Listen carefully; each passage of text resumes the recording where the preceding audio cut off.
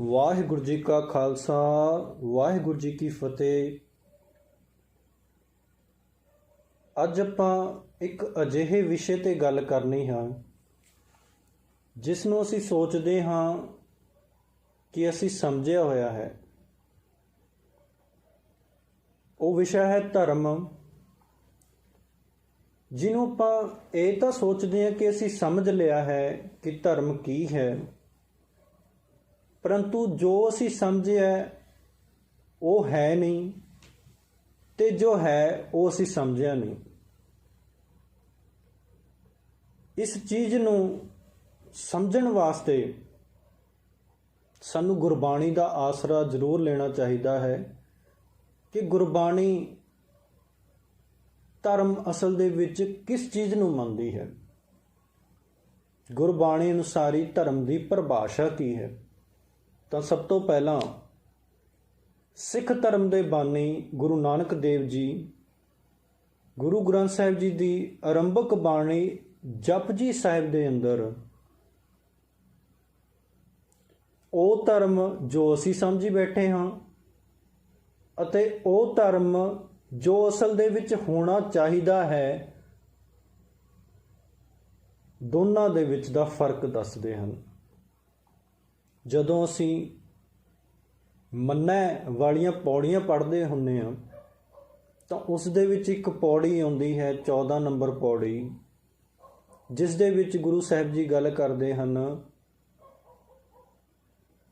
ਮੰਨੈ ਮਾਰਗ ਠਾਕ ਨਾ ਪਾਏ, ਮੰਨੈ ਪਥ ਸਿਉ ਪ੍ਰਗਟ ਜਾਏ, ਮੰਨੈ ਮਗ ਨਾ ਚੱਲੈ ਪੰਥ, ਮੰਨੈ ਧਰਮ ਸੇਤੀ ਸੰਬੰਧ, ਐਸਾ ਨਾਮ ਨਿਰੰਜਨ ਹੋਏ, ਜੇ ਕੋ ਮਨ ਜਾਣੈ ਮਨ ਕੋਏ।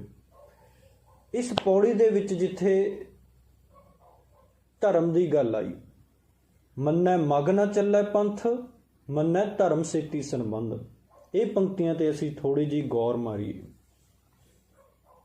ਪੰਥ ਉਹ ਚੀਜ਼ ਹੈ ਜਿਸ ਨੂੰ ਅਸੀਂ ਧਰਮ ਸਮਝੀ ਬੈਠੇ ਹਾਂ। ਅੱਜ ਅਸੀਂ ਧਰਮ ਕਿਸ ਨੂੰ ਸਮਝਿਆ ਹੋਇਆ ਹੈ? ਇੱਕ ਮਜ਼ਹਬ ਦੇ ਨਾਂ ਨੂੰ ਅਸੀਂ ਧਰਮ ਸਮਝਿਆ ਹੋਇਆ ਹੈ ਕਿ ਇੱਕ ਸਿੱਖ ਧਰਮ ਹੈ ਜੀ, ਇੱਕ ਮੁਸਲਿਮ ਧਰਮ ਹੈ, ਇੱਕ ਹਿੰਦੂ ਧਰਮ ਹੈ, ਇੱਕ ਈਸਾਈ ਧਰਮ ਹੈ। ਇਸ ਤਰੀਕੇ ਦੇ ਅਸੀਂ ਵੱਖ-ਵੱਖ ਧਰਮ ਹੈ ਜਿਹੜੇ ਉਹ ਮੰਨੇ ਹੋਏ ਹਨ। ਪਰੰਤੂ ਗੁਰੂ ਸਾਹਿਬ ਜੀ ਦੇ ਅਨੁਸਾਰ ਧਰਮ ਦੀ ਗਿਣਤੀ ਇੱਕ ਤੋਂ ਵੱਧ ਨਹੀਂ ਹੈ, ਸਿਰਫ ਇੱਕੋ ਧਰਮ ਹੈ। ਤੇ ਉਹ ਧਰਮ ਪ੍ਰਾਪਤ ਕਦੋਂ ਹੁੰਦਾ ਹੈ? ਜਦੋਂ ਇਨਸਾਨ ਪਰਮਾਤਮਾ ਦੇ ਨਾਮ ਨੂੰ ਮੰਨਦਾ ਹੈ। ਇਸ ਧਰਮ ਤੋਂ ਇੱਕ ਜੀਵਨ ਪੈਦਾ ਹੁੰਦਾ ਹੈ। ਜਦੋਂ ਇਹ ਧਰਮ ਸਾਡੀ ਜ਼ਿੰਦਗੀ ਦੇ ਵਿੱਚ ਪੈਦਾ ਹੁੰਦਾ ਹੈ, ਜਦੋਂ ਇਸ ਧਰਮ ਨੂੰ ਸਮਝ ਕੇ, ਇਸ ਇਕਲੌਤੇ ਧਰਮ ਨੂੰ ਸਮਝ ਕੇ ਅਸੀਂ ਇਸ ਨੂੰ ਅਪਣਾਉਂਦੇ ਹਾਂ, ਇਹਦੇ ਧਾਰਨੀ ਹੁੰਦੇ ਹਾਂ, ਤਾਂ ਸਾਡਾ ਇੱਕ ਜੀਵਨ ਸ਼ੁਰੂ ਹੁੰਦਾ ਹੈ ਜਿਸ ਨੂੰ ਕਹਿੰਦੇ ਹਾਂ ਅਸੀਂ ਧਾਰਮਿਕ ਜੀਵਨ। ਪਰੰਤੂ ਇਸ ਧਾਰਮਿਕ ਜੀਵਨ ਦੇ ਸ਼ੁਰੂ ਹੋਣ ਤੋਂ ਪਹਿਲਾਂ ਵੀ ਸਾਡੇ ਕਈ ਜੀਵਨ ਹਨ ਜਿਹੜੇ ਉਹ ਆਲਰੇਡੀ ਚੱਲ ਰਹੇ ਹੁੰਦੇ ਹਨ। ਜਿਵੇਂ ਕਿ ਜਦੋਂ ਇਨਸਾਨ ਦੇ ਸਰੀਰ ਦਾ ਜਨਮ ਹੁੰਦਾ ਹੈ ਤਾਂ ਉਸ ਦਾ ਸਰੀਰਕ ਜੀਵਨ ਸ਼ੁਰੂ ਹੁੰਦਾ ਹੈ। ਇਹ ਸਰੀਰਕ ਜੀਵਨ ਇੱਕ ਅਜਿਹਾ ਦਰਖਤ ਹੈ ਜਿਸ ਦੀਆਂ ਕਈ ਸ਼ਾਖਾਵਾਂ ਹਨ। ਜੇਕਰ ਇਸ ਦੀਆਂ ਮੋਟੀਆਂ ਸ਼ਾਖਾਵਾਂ ਦੀ ਗੱਲ ਕਰੀਏ, ਮੋਟੀਆਂ ਟਹਿਣੀਆਂ ਦੀ ਗੱਲ ਕਰੀਏ, ਤਾਂ ਇਸ ਦੀਆਂ ਮੋਟੀਆਂ ਟਹਿਣੀਆਂ ਹਨ ਸਮਾਜਿਕ ਜੀਵਨ, ਆਰਥਿਕ ਜੀਵਨ ਤੇ ਰਾਜਨੀਤਿਕ ਜੀਵਨ। ਇਹ ਤਿੰਨ ਜਿਹੜੀਆਂ ਮੋਟੀਆਂ ਟਹਿਣੀਆਂ ਹਨ, ਸਮਾਜਿਕ ਜੀਵਨ ਦੀ ਜਿਹੜੀ ਆਰੰਭਤਾ ਹੈ ਉਹ ਸਾਡੇ ਪਰਿਵਾਰ ਤੋਂ ਹੁੰਦੀ ਹੈ ਅਤੇ ਹੌਲੀ-ਹੌਲੀ ਜਦੋਂ ਇਸ ਦਾ ਘੇਰਾ ਵੱਧਦਾ ਜਾਂਦਾ ਹੈ, ਜਦੋਂ ਇਨਸਾਨ ਦੇ ਕੰਟੈਕਟਸ ਹੈ, ਜਿਹੜੇ ਇਨਸਾਨ ਦੇ ਸੰਪਰਕ ਹੈ ਉਹ ਵੱਧਦੇ ਜਾਂਦੇ ਹੈ, ਉਹਦੇ ਨਾਲ ਨਾਲ ਇਨਸਾਨ ਦਾ ਜਿਹੜਾ ਸਮਾਜਿਕ ਜੀਵਨ ਹੈ ਉਹ ਵੱਧਦਾ ਫੁੱਲਦਾ ਜਾਂਦਾ ਹੈ। ਕਿਸੇ ਇਨਸਾਨ ਦਾ ਰਾਜਨੀਤਿਕ ਜੀਵਨ ਵੀ ਹੁੰਦਾ ਹੈ ਤੇ ਆਰਥਿਕ ਜੀਵਨ ਵੀ ਹਰੇਕ ਇਨਸਾਨ ਦਾ ਹੁੰਦਾ ਹੀ ਹੁੰਦਾ ਹੈ। ਪਰੰਤੂ ਇੱਕ ਜੀਵਨ ਅਜਿਹਾ ਵੀ ਹੈ ਇਸ ਦੇ ਵਿੱਚ, ਜਦੋਂ ਇਨਸਾਨ ਦੇ ਸਰੀਰ ਦੇ ਜੀਵਨ ਦਾ ਆਰੰਭ ਹੁੰਦਾ ਹੈ ਤਾਂ ਉਸ ਦੇ ਨਾਲ ਇੱਕ ਜੀਵਨ ਅਜਿਹਾ ਵੀ ਹੁੰਦਾ ਹੈ ਜਿਹੜਾ ਕਿ ਇਹਨਾਂ ਸਾਰੇ ਜੀਵਨਾਂ ਦਾ ਪ੍ਰਭਾਵ ਕਬੂਲ ਰਿਹਾ ਹੁੰਦਾ, ਜਿਹੜਾ ਸਾਰੀ ਟਹਿਣੀਆਂ ਦਾ ਪ੍ਰਭਾਵ ਕਬੂਲ ਰਿਹਾ ਹੁੰਦਾ ਹੈ। ਜਾਂ ਕਹਿ ਲਈਏ ਕਿ ਜਿਹੜਾ ਇਹ ਆਪਣਾ ਦਰਖਤ ਹੈ ਉਸ ਦਾ ਇੱਕ ਜਿਹੜਾ ਤਣਾ ਹੈ, ਜਾਂ ਇਹ ਇੰਝ ਹੀ ਕਹਿ ਲਈਏ ਉਸ ਦੀ ਜਿਹੜੀ ਜੜ ਹੈ, ਕਿਉਂਕਿ ਤਣਾ ਤਾਂ ਸਰੀਰਕ ਜੀਵਨ ਹੋ ਗਿਆ ਜਿਹੜਾ ਸਾਨੂੰ ਬਾਹਰੀ ਤੌਰ ਤੇ ਦਿਖਾਈ ਦੇ ਰਿਹਾ ਹੈ, ਟਹਿਣੀਆਂ ਉਸ ਦੀਆਂ ਹੋ ਗਈਆਂ ਰਾਜਨੀਤਿਕ ਜੀਵਨ, ਆਰਥਿਕ ਜੀਵਨ ਅਤੇ ਸਮਾਜਿਕ ਜੀਵਨ, ਤੇ ਜੜ ਉਸ ਦੀ ਕੀ ਹੋ ਗਈ, ਉਹ ਹੈਗਾ ਮਾਨਸਿਕ ਜੀਵਨ। ਇਹ ਮਾਨਸਿਕ ਜੀਵਨ ਹੈ ਜਿਹੜਾ ਇਹ ਸਾਰੇ ਜੀਵਨਾਂ ਦਾ ਪ੍ਰਭਾਵ ਕਬੂਲਦਾ ਹੈ। ਇਸ ਪ੍ਰਭਾਵ ਨੂੰ ਕਬੂਲਣ ਕਰਕੇ ਜਦੋਂ ਵੀ ਕਿਸੇ ਜੀਵਨ ਦੇ ਵਿੱਚ ਕਿਸੇ ਤਰੀਕੇ ਦਾ ਸੰਤੁਲਨ ਵਿਗੜਦਾ ਹੈ, ਭਾਵ ਆਪਾਂ ਉਦਾਹਰਨ ਵਜੋਂ ਇੱਕ ਜੀਵਨ ਦੀ ਗੱਲ ਕਰਦੇ ਹਾਂ ਤੇ ਸਾਰੇ ਜੀਵਨਾਂ ਨੂੰ ਉਹਦੇ ਨਾਲ ਰਿਲੇਟ ਕਰ ਲੈਣਾ। ਜਿਵੇਂ ਕਿ ਆਰਥਿਕ ਜੀਵਨ ਦੀ ਗੱਲ ਕਰੀਏ,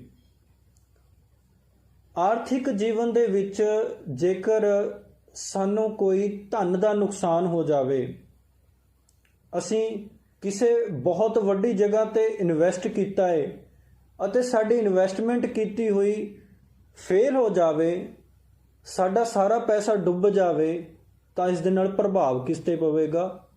ਮਾਨਸਿਕ ਜੀਵਨ 'ਤੇ, ਜਾਂ ਕਹਿ ਲਈਏ ਮਨ 'ਤੇ। ਮਾਨਸਿਕ ਜੀਵਨ ਬਣਦਾ ਕਿੱਥੇ ਤੋਂ ਹੈ? ਮਨ ਤੋਂ। ਮਨ 'ਤੇ ਪ੍ਰਭਾਵ ਪਵੇਗਾ। ਤਾਂ ਇੱਥੋਂ ਸਿੱਧੀ ਜਿਹੀ ਇੱਕ ਗੱਲ ਸਮਝ ਆਉਂਦੀ ਹੈ ਕਿ ਚਾਹੇ ਕੋਈ ਵੀ ਜੀਵਨ ਹੋਵੇ, ਜਿਹੜੇ ਸਾਡੇ ਇਸ ਜੀਵਨਾਂ ਦੀ ਗੱਲ ਕਰੀ ਹੈ, ਸਮਾਜਿਕ, ਆਰਥਿਕ, ਰਾਜਨੀਤਿਕ, ਇਹਨਾਂ ਸਾਰਿਆਂ ਦਾ ਪ੍ਰਭਾਵ ਮਾਨਸਿਕ ਜੀਵਨ 'ਤੇ ਪਵੇਗਾ। ਜਦੋਂ ਵੀ ਇਹਨਾਂ ਦਾ ਬੈਲੈਂਸ ਵਿਗੜੇਗਾ ਤਾਂ ਫਿਰ ਸਭ ਤੋਂ ਪਹਿਲਾਂ ਸਾਨੂੰ ਮਾਨਸਿਕ ਜੀਵਨ ਉੱਤੇ ਸੋਚਣ ਦੀ ਜ਼ਰੂਰਤ ਪਵੇਗੀ। ਇੱਥੇ ਹੀ ਧਰਮ ਦੀ ਲੋੜ ਹੈ ਜਿਹੜੀ ਉਹ ਸ਼ੁਰੂ ਹੋ ਜਾਂਦੀ ਹੈ। ਧਾਰਮਿਕ ਜੀਵਨ ਜਿਹਦੀ ਆਪਾਂ ਗੱਲ ਕਰੀ ਹੈ, ਜਿਹੜਾ ਕਿ ਗੁਰੂ ਸਾਹਿਬ ਜੀ ਨੇ ਗੱਲ ਕਰੀ ਹੈ ਧਰਮ ਦੀ, ਉਸ ਧਰਮ ਦੇ ਵਿੱਚੋਂ ਜਿਹੜਾ ਜੀਵਨ ਪੈਦਾ ਹੋਇਆ ਹੈ ਉਹ ਪ੍ਰਭਾਵ ਪਾ ਸਕਦਾ ਹੈ ਮਾਨਸਿਕ ਜੀਵਨ ਤੇ, ਉਸ ਨੂੰ ਬੈਲੈਂਸ ਕਰ ਸਕਦਾ ਹੈ। ਪਰੰਤੂ ਉਹ ਧਰਮ ਹੋਵੇ ਕਿਹੜਾ? ਅਸੀਂ ਇਹ ਤਾਂ ਜਾਣ ਲਿਆ ਹੈ ਕਿ ਉਹ ਇੱਕ ਧਰਮ ਹੈ ਤੇ ਉਹ ਪਰਮਾਤਮਾ ਦਾ ਨਾਮ ਮੰਨਣ ਦੇ ਨਾਲ ਹੁੰਦਾ ਹੈ ਪੈਦਾ। ਤਾਂ ਇਸ ਦੇ ਵਾਸਤੇ ਇਸ ਨੂੰ ਹੋਰ ਐਕਸਪਲੋਰ ਕਰਦੇ ਹੋਏ ਗੁਰੂ ਸਾਹਿਬ ਜੀ, ਗੁਰੂ ਅਰਜਨ ਸਾਹਿਬ ਜੀ ਸੁਖਮਨੀ ਸਾਹਿਬ ਜੀ ਦੀ ਬਾਣੀ ਦੇ ਅੰਦਰ ਦਰਜ ਕਰਦੇ ਹਨ, ਸਰਬ ਧਰਮ ਮੈਂ ਸ੍ਰੇਸ਼ਟ ਧਰਮ, ਹਰ ਕੋ ਨਾਮ ਜਪ ਨਿਰਮਲ ਕਰਮ। ਕਿ ਸਾਰੇ ਹੀ ਧਰਮਾਂ ਦੇ ਵਿੱਚੋਂ ਇੱਕ ਹੀ ਇੱਕ, ਕੇਵਲ ਇੱਕ ਸ੍ਰੇਸ਼ਟ ਧਰਮ ਹੈ। ਉਹ ਕਿਹੜਾ ਹੈ? ਹਰੀ ਦਾ ਨਾਮ ਜਪਣਾ ਅਤੇ ਉੱਚਾ ਆਚਰਣ ਬਣਾਉਣਾ। ਜਦੋਂ ਅਸੀਂ ਹਰੀ ਦਾ ਨਾਮ ਜਪਾਂਗੇ ਤੇ ਆਪਣਾ ਉੱਚਾ ਆਚਰਣ ਬਣਾਵਾਂਗੇ ਤਾਂ ਉਸ ਦੇ ਨਾਲ ਕੀ ਹੋਵੇਗਾ? ਉਸ ਦੇ ਨਾਲ ਸਾਡਾ ਜਿਹੜਾ ਬੈਲੈਂਸ ਹੈ, ਮਾਨਸਿਕ ਬੈਲੈਂਸ ਹੈ, ਉਹ ਬੈਟਰ ਹੋਵੇਗਾ। ਜਿੰਨਾ ਅੱਜ ਹੈ ਉਸ ਦੇ ਨਾਲੋਂ ਬਿਹਤਰੀਨ ਹੋ ਜਾਏਗਾ, ਉਸ ਤੋਂ ਵਧੀਆ ਬਣ ਜਾਏਗਾ। ਤਾਂ ਇਸੇ ਗੱਲ ਨੂੰ ਮੋਹਰ ਲਗਾਉਂਦੇ ਹੋਏ ਗੁਰੂ ਨਾਨਕ ਸਾਹਿਬ ਜੀ ਨੇ ਜ਼ਿਕਰ ਕੀਤਾ ਹੈ, ਧੌਲ ਧਰਮ ਦਇਆ ਕਾ ਪੂਤ, ਸੰਤੋਖ ਥਾਪ ਰੱਖਿਆ ਜਿਨ ਸੂਤ। ਇੱਕ ਪੁਰਾਤਨ ਮਿੱਥ ਸੀ ਕਿ ਇੱਕ ਧੌਲੇ ਬਲਦ ਨੇ, ਭਾਵ ਕਿ ਇੱਕ ਚਿੱਟੇ ਬਲਦ ਨੇ ਧਰਤੀ ਦਾ ਭਾਰ ਆਪਣੇ ਸਿੰਗਾਂ ਦੇ ਉੱਤੇ ਚੁੱਕਿਆ ਹੋਇਆ ਹੈ, ਅਤੇ ਜਦੋਂ ਧਰਤੀ ਦੇ ਉੱਤੇ ਪਾਪ ਬਦਲਦਾ ਹੈ, ਪਾਪ ਵੱਧ ਜਾਂਦਾ ਹੈ, ਤਾਂ ਉਹ ਆਪਣਾ ਸਿੰਘ ਹੈ ਜਿਹੜਾ ਇੱਕ ਸਿੰਘ ਤੋਂ ਦੂਜੇ ਸਿੰਘ ਤੇ ਭਾਰ ਹੈ ਜਿਹੜਾ ਉਹ ਟਰਾਂਸਫਰ ਕਰ ਦਿੰਦਾ ਹੈ ਅਤੇ ਉਸ ਦੇ ਨਾਲ ਭੁਚਾਲ ਆ ਜਾਂਦਾ ਹੈ। ਅਜਿਹਾ ਇੱਕ ਪੁਰਾਤਨ ਮਿੱਥ ਦੇ ਅਨੁਸਾਰ ਮੰਨਿਆ ਗਿਆ ਸੀ। ਗੁਰੂ ਸਾਹਿਬ ਜੀ ਨੇ ਕਿਹਾ ਕਿ ਚਲੋ ਮੰਨ ਲਿਆ ਕਿ ਕਿਸੇ ਬਲਦ ਨੇ ਧਰਤੀ ਦਾ ਭਾਰ ਚੱਕਿਆ ਹੋਇਆ ਹੈ ਆਪਣੇ ਸਿੰਗਾਂ ਦੇ ਉੱਤੇ, ਪਰੰਤੂ ਉਹ ਬਲਦ ਹੈ ਕਿਹੜਾ? ਗੁਰੂ ਸਾਹਿਬ ਜੀ ਕਹਿੰਦੇ ਉਹ ਬਲਦ ਕੋਈ ਹੋਰ ਬਲਦ ਨਹੀਂ, ਉਹ ਬਲਦ ਧਰਮ ਦਾ ਬਲਦ ਹੈ। ਉਹ ਧਰਮ ਹੈ ਜਿਸ ਨੇ ਸਾਰਾ ਭਾਰ ਆਪਣੇ ਸਿੰਗਾਂ ਦੇ ਉੱਤੇ ਚੱਕਿਆ ਹੋਇਆ ਹੈ, ਆਪਣੇ ਹੱਥਾਂ ਦੇ ਉੱਤੇ ਚੱਕਿਆ ਹੋਇਆ ਹੈ। ਭਾਵ ਧਰਮ ਨੇ ਹੀ ਪਰਮਾਤਮਾ ਦਾ ਜਿਹੜਾ ਨਾਮ ਜਪਦਾ ਹੈ, ਪਰਮਾਤਮਾ ਦਾ ਨਾਮ ਜਪਣ ਦਾ ਜਿਹੜਾ ਧਰਮ ਹੈ, ਇੱਕ ਅਦੁੱਤੀ ਪਰਮਾਤਮਾ ਦੇ ਨਾਲ ਜੁੜਨ ਦਾ ਜਿਹੜਾ ਧਰਮ ਹੈ, ਉਹ ਧਰਮ ਹੀ ਸਾਰੀ ਧਰਤੀ ਦਾ ਭਾਰ ਚੱਕੀ ਫਿਰਦਾ ਹੈ। ਤੇ ਉਸ ਦਾ ਜਨਮ ਕਿੱਥੇ ਤੋਂ ਹੁੰਦਾ ਹੈ? ਦਇਆ ਕਾ ਪੂਤ। ਉਸ ਦਾ ਜਨਮ ਹੁੰਦਾ ਹੈ ਦਇਆ ਦੇ ਵਿੱਚੋਂ। ਉਸ ਦੀ ਮਾਂ ਕੀ ਹੈ? ਦਇਆ। ਜਦੋਂ ਮਾਂ ਨੇ ਬੱਚੇ ਦੀ ਚੰਗੀ ਤਰ੍ਹਾਂ ਪਰਵਰਿਸ਼ ਕੀਤੀ ਹੋਵੇ ਨਾ, ਤਾਂ ਮਾਂ ਦਾ ਅੰਸ਼ ਬੱਚੇ ਦੇ ਵਿੱਚ ਦੇਖਣ ਨੂੰ ਅਕਸਰ ਮਿਲ ਜਾਂਦਾ ਹੁੰਦਾ ਹੈ। ਤਾਂ ਇਹ ਤਾਂ ਮਾਂ ਉਹ ਹੈ ਜਿਹੜੀ ਹਮੇਸ਼ਾ ਆਪਣੇ ਬੱਚੇ ਦੇ ਅੰਗ ਸੰਗ ਰਹੀ, ਕਿਉਂਕਿ ਗੁਣਾਂ ਦੀ ਗੱਲ ਚੱਲ ਰਹੀ ਹੈ ਇੱਥੇ। ਜੇਕਰ ਦਇਆ ਮਾਂ ਹੈ ਤਾਂ ਧਰਮ ਵੀ ਉਹ ਹੈ ਜਿਸ ਦੇ ਵਿੱਚ ਦਇਆ ਦਾ ਅੰਸ਼ ਹੋਵੇਗਾ। ਇੱਥੇ ਦਇਆ ਕੀ ਹੈ? ਦੂਜੇ ਜੀਵਾਂ ਦੇ ਪ੍ਰਤੀ ਇੱਕ ਭਾਵਨਾ ਰੱਖਣੀ, ਜਿਸ ਤਰੀਕੇ ਨਾਲ ਆਪਣੇ ਆਪ ਨੂੰ ਦੇਖ ਕੇ, ਜਿਸ ਤਰੀਕੇ ਨਾਲ ਅਸੀਂ ਆਪਣੇ ਦਰਦ ਨੂੰ ਮਹਿਸੂਸ ਕਰਦੇ ਹਾਂ, ਦੂਜੇ ਦੇ ਦਰਦ ਨੂੰ ਮਹਿਸੂਸ ਕਰਨਾ, ਇਹ ਹੋ ਗਈ ਦਇਆ। ਤੇ ਇਹ ਦਇਆ ਨੂੰ ਜੇਕਰ ਅੱਜ ਦੇ ਅਸੀਂ ਇੱਕ ਹੋਰ ਆਪਾਂ ਇਹਨੂੰ ਨਾਮ ਦੇਣਾ ਹੋਵੇ ਤਾਂ ਇਸ ਨੂੰ ਇਨਸਾਨੀਅਤ ਦਾ ਨਾਮ ਦਿੱਤਾ ਜਾ ਸਕਦਾ ਹੈ। ਤਾਂ ਇਨਸਾਨੀਅਤ ਦੇ ਵਿੱਚੋਂ ਜਿਹੜਾ ਪੈਦਾ ਹੋਇਆ ਧਰਮ ਹੈ, ਉਸ ਧਰਮ ਨੇ ਹੀ ਸਾਰੀ ਧਰਤੀ ਦਾ ਭਾਰ ਹੈ ਜਿਹੜਾ ਚੱਕਿਆ ਹੋਇਆ ਹੈ। ਸਮੁੱਚਾ ਭਾਵ ਇਹ ਬਣ ਗਿਆ ਇੱਥੋਂ। ਇਸ ਤੋਂ ਬਾਅਦ ਇੱਥੇ ਹੀ ਗੱਲ ਨਹੀਂ ਰੁਕਦੀ। ਜੇਕਰ ਇਹ ਧਰਮ ਆਪਣੀ ਮਰਿਆਦਾ ਦੇ ਵਿੱਚ ਚੱਲਦਾ ਰਹੇ, ਇੱਕ ਡਿਸਿਪਲਿਨ ਦੇ ਅੰਦਰ ਚੱਲਦਾ ਰਹੇ, ਇਹਦੇ ਅੰਦਰ ਅਨੁਸ਼ਾਸਨ ਬਣਿਆ ਰਹੇ, ਤਾਂ ਕੀ ਹੁੰਦਾ ਹੈ? ਇਸ ਦੇ ਵਿੱਚੋਂ ਇੱਕ ਪੁੱਤਰ ਵੀ ਪੈਦਾ ਹੁੰਦਾ ਹੈ। ਉਹ ਪੁੱਤਰ ਕੀ ਪੈਦਾ ਹੁੰਦਾ ਹੈ? ਸੰਤੋਖ। ਜਿਸ ਇਨਸਾਨ ਦੀ ਜ਼ਿੰਦਗੀ ਦੇ ਵਿੱਚ ਧਰਮ ਆ ਗਿਆ ਤੇ ਜਿਸ ਨੂੰ ਧਰਮ ਦੀ ਅਸਲੀ ਸਮਝ ਆ ਗਈ, ਉਸ ਦੀ ਜ਼ਿੰਦਗੀ ਦੇ ਵਿੱਚੋਂ ਸੰਤੋਖ ਨਾਮ ਦੇ ਗੁਣ ਦਾ ਪ੍ਰਗਟਾਵਾ ਹੁੰਦਾ ਹੈ। ਉਹ ਕਿਸੇ ਵੀ ਚੀਜ਼ ਨੂੰ ਲੈ ਕੇ ਕਾਲਾ ਨਹੀਂ ਪੈਂਦਾ।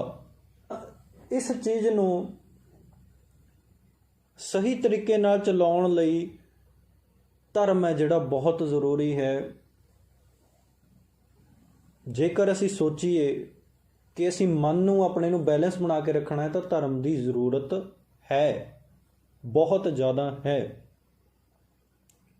ਬਲਕਿ ਇਹ ਕਹਿ ਲਈਏ ਕਿ ਧਰਮ ਹੈ ਜਿਹੜਾ ਉਸ ਤੋਂ ਬਿਨਾਂ ਗੁਜ਼ਾਰਾ ਹੀ ਨਹੀਂ ਹੈ।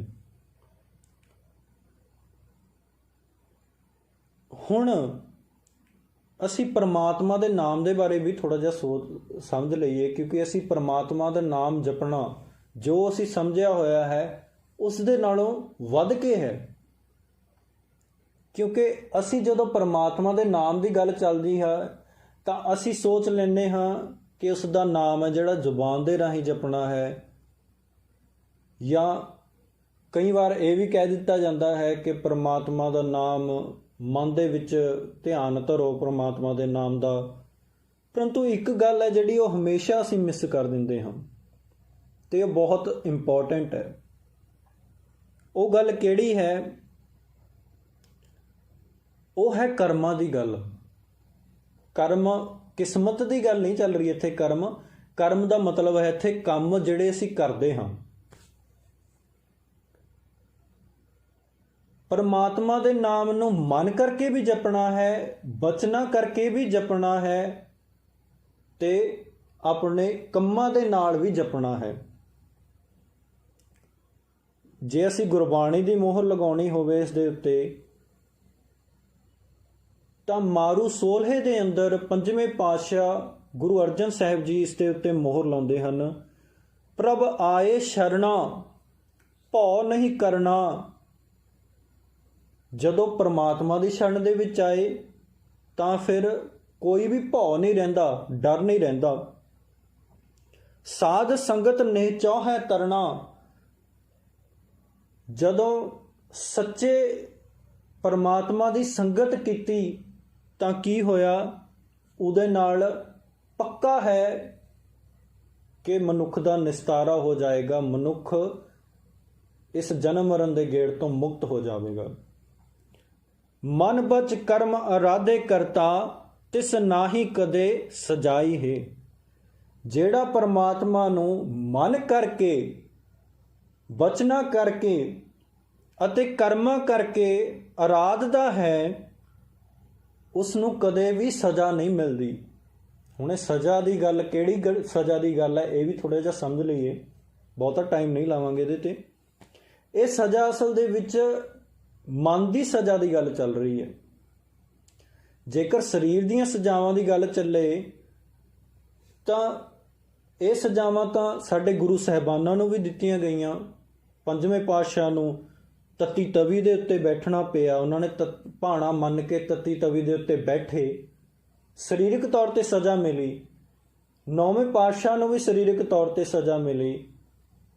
ਉਸ ਤੋਂ ਬਾਅਦ 10ਵੇਂ ਪਾਤਸ਼ਾਹ ਗੁਰੂ ਗੋਬਿੰਦ ਸਿੰਘ ਜੀ ਨੂੰ ਮਾਛੀਵਾੜੇ ਦੇ ਜੰਗਲਾਂ ਦੇ ਵਿੱਚ ਨੰਗੇ ਪੈਰੀਂ ਤੁਰਨਾ ਪਿਆ, ਕੰਡੇ ਚੁਭੇ, ਸਰੀਰਕ ਤੌਰ 'ਤੇ ਸਜ਼ਾ ਮਿਲੀ। ਤਾਂ ਇੱਥੇ ਕਿਹੜੀ ਸਜ਼ਾ ਦੀ ਗੱਲ ਚੱਲ ਰਹੀ ਹੈ ਜਿਹੜੀ ਨਹੀਂ ਮਿਲਦੀ? ਇਹ ਸਜ਼ਾ ਹੈ ਮਨ ਦੀ ਸਜ਼ਾ, ਕਿ ਉਸ ਦਾ ਜਿਹੜਾ ਮਨ ਹੈ ਉਹ ਸਜ਼ਾ ਨੂੰ ਨਹੀਂ ਕਬੂਲਦਾ, ਉਸ ਦੇ ਮਨ ਦੇ ਉੱਤੇ ਸਜ਼ਾ ਦਾ ਪ੍ਰਭਾਵ ਨਹੀਂ ਪੈਂਦਾ। ਭਾਵੇਂ ਉਸ ਦੇ ਸਾਰੇ ਜੀਵਨਾਂ ਦੇ ਵਿੱਚ ਅਸੰਤੁਲਨ ਪੈਦਾ ਹੋ ਜਾਵੇ, ਸਾਰੇ ਜੀਵਨ ਉਸ ਦੇ ਵਿਗੜ ਜਾਣ, ਖੇਰੂ ਖੇਰੂ ਹੋ ਜਾਵੇ ਉਸ ਦਾ ਪਰਿਵਾਰ,